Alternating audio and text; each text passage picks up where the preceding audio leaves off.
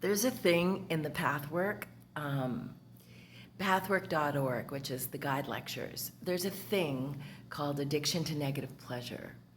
One of the things I learned when I'm doing therapy with my helper, I learned that just because something's subconscious and you're unaware of it doesn't mean it still isn't active or that you're guilty.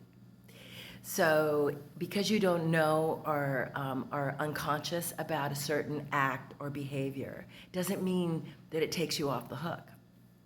And addiction to negative pleasure is one of those complicated things that we do.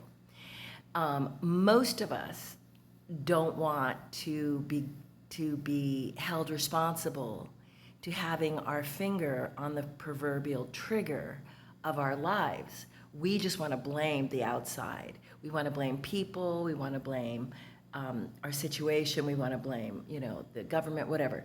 But the truth is, our entire experience in all aspects, in all planes of existence, it all starts with us. We are the seed, the inner source, as it were.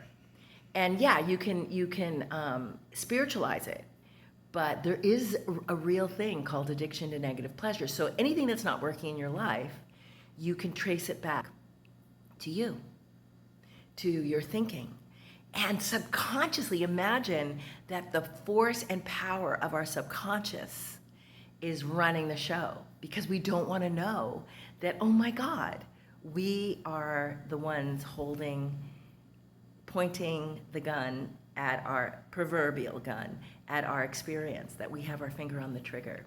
So if anything's not working in your life, or you're feeling suicidal, or whatever it is that you're feeling, in the most horrible negative way, just know somewhere in your experience and in your story, there's pleasure in this fact, in this experience.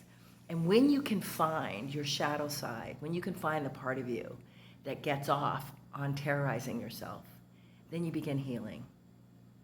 And that is what I wanted to share.